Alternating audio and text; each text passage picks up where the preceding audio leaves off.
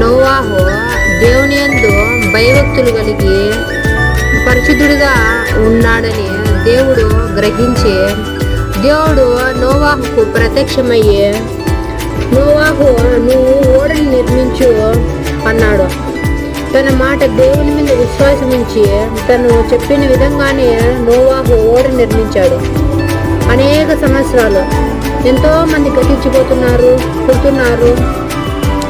నోవాహు మాత్రం ఓడ నిర్మిస్తూ ఉన్నాడు. జలప్రలయం రానే వచ్చింది.